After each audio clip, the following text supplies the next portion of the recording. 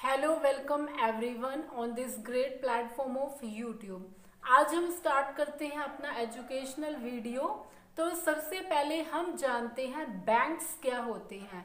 Banks financial institution होते हैं जो एक तरह से ग्रांट करते हैं लोन्स और एडवांसेस को और एक्सेप्ट करते हैं डिपॉजिट्स को।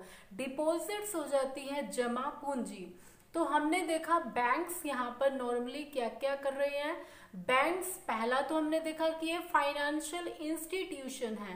फाइनेंशियल इंस्टीट्यूशन का मतलब होता है वित्तीय संस्थान जहाँ पर पैसे से लेन देन होती है और इसके अलावा जो एक्सेप्ट करते हैं डिपॉजिट्स को। कस्टमर्स यूजुअली अपना पैसा जितना भी होता है वो बैंक्स में डिपॉजिट करवाते हैं और उसी पैसे को बैंक्स एक तरह से लोन और एडवांसेस प्रोवाइड करते हैं कॉरपोरेट्स को या जिन भी इंडिविजुअल्स को इसकी ज़रूरत होती है।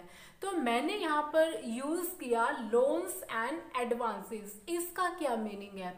लोन का मीनिंग होता है ऐसा क्रेडिट, ऐसा उधार जो लॉन्ग ड्यूरेशन के लिए दिया जाए, यूजुअली मोर देन 1 ईयर, 1 साल से ज़्यादा। और एडवांसेस का मीनिंग होता है जो यूजुअली लोन प्रोवाइड किया जाए शॉर्ट ड्यूरेशन के लिए 1 ईयर से कम, यह हम कह सकते हैं शॉर्ट टर्म क्रेडिट। तो आई थिंक कि आपको ये क्लियर हो गया होगा। उसके बाद जितने भी बैंक्स हैं, जितने भी एनबीएफआई हैं, अभी मैं आपको बताऊंगी एनबीएफआई क्या होता है। तो इनको कंट्रोल करने का काम करता है आरबीआई। आरबीआई जो कि हमारे इंडिया का सेंट्रल बैंक है। जितने भी बैंक्स इंडिया में वर्क करते हैं, चाहे वो पब्लिक सेक्टर है, प्राइवेट सेक्टर है, फॉरेन बैंक्स हैं, उन बैंक्स को गाइडलाइंस देने का काम जो है वो आरबीआई करता है, रिजर्व बैंक ऑफ इंडिया करता है। तो इन दोनों को मीन्स चाहे एनबीएफआई है, जहां पर भी फाइनेंस, जहां पर भी पैसे से लेन देन होगा तो वहां पर कंट्रोलिंग एक तरह से जो मेन यहाँ पर आ जाएगा रोल में वो है RBI, reserve bank of India, जिसके हेडक्वार्टर्स हैं हमारी इकोनॉमिक कैपिटल मुंबई के अंदर। उसके बाद हम बात करते हैं एनबीएफआई। एनबीएफआई होते हैं नॉन बैंकिंग फाइनेंशियल इंस्टीट्यूशन। तो गैर बैंकिंग वित्तीय संस्थान है। इन्हें कंपनी एक्ट 2013 के अंडर इनको एस्टैब्लिश किया जाता है। और अगर एग्जाम्पल्स की बात करें एनबीएफआई में कौन कौन से एग्जाम्पल्स हैं, लाइक आपका नाबार्ड हो गया, सिडबी हो गया, मुथूट फाइनेंस हो गया। तो ये आते हैं हमारे किसकी एग्जाम्पल्स में? एनबीएफआई, नॉन बैंकिंग फाइनेंशियल इंस्टीट्यूशन में। ये एक तरह से बैंक्स तो नहीं है लेकिन बैंक्स की तरह फंक्शन करते हैं।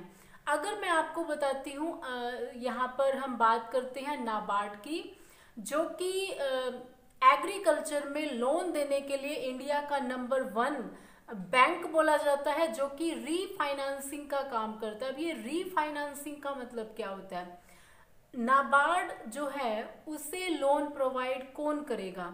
एग्रीकल्चर के लिए अगर लोन चाहिए है तो उसे लोन प्रोवाइड करने का काम करेगा आरबीआई। अगर कोई भी फार्मर है या कोई भी कस्टमर है, मींस जो फार्मिंग में डीलिंग करता है, एग्रीकल्चर में डीलिंग करता है, तो वो डायरेक्ट नाबार्ड से लोन नहीं ले सकता। तो नाबार्ड किसको देगा? नाबार्ड जो है वो देने का काम करेगा जो भी कोऑपरेटिव सोसाइटीज हैं या जो हमारे आरआरबीज है, रीजनल रूरल बैंक्स हैं, उनको लोन प्रोवाइड करेगा। और फिर कोई भी जो एग्रीकल्चर से रिगार्डिंग अगर हमें कोई लोन लेना है तो हम इजीली ले सकते हैं। इसी तरह से है सिडबी। सिडबी है small industries development bank of India. तो सिडबी क्या करता है? जितने भी छोटे मझले उद्योग हैं उनको लोन प्रोवाइड करने का काम करता है। सिडबी के जो हेडक्वार्टर्स हैं वो है हमारे लखनऊ के अंदर। और अगर यहाँ पे इस तरह से कोई भी पर्सन या कोई भी, अगर मैं बात करूं कि बिजनेसमैन जो है वो लोन के लिए सिडबी तक अप्रोच नहीं करेगा, यहाँ पर भी एक तरह से आरबीआई लोन प्रोवाइड करेगा सिडबी को और सिडबी करेगा बैंक्स को। तो इसको बोलते हैं रीफाइनेंसिंग। रीफाइनेंसिंग करना ये मोस्ट इम्पोर्टेंट टर्म है। और इसके साथ साथ हम ये चीज भी याद रखेंगे, चाहे बैंक है, चाहे एनबीएफआई है, नॉन बैंकिंग फाइनेंशियल इंस्टीट्यूशन है, तो इनको कंट्रोल करने का काम कौन करेगा? आरबीआई। किस एक्ट के अंडर करेगा? तो यहाँ पर है आरबीआई एक्ट 1934। आरबीआई एक्ट 1934 के अंडर ही आरबीआई को बनाया गया था 1935 के अंदर। और जिसने बहुत अच्छे काम किए हैं, गाइडलाइंस प्रोवाइड की हैं, दिशा निर्देश बताए हैं बैंक्स को लोन कैसे देना है, या जो भी कहने का मतलब है कि बैंक्स को कंट्रोल करने का काम किया, बैंक्स को लाइसेंस इशू किए हैं। अगर मैं बात करूं करंटली इंडिया में पब्लिक सेक्टर बैंक्स की बात की जाए तो वो है 12, और अगर बात की जाए प्राइवेट बैंक्स की तो वो है 22। तो thank you so much for this video. इसी सीरीज को हम आगे भी बढ़ाएंगे। Thank you so much for watching once again.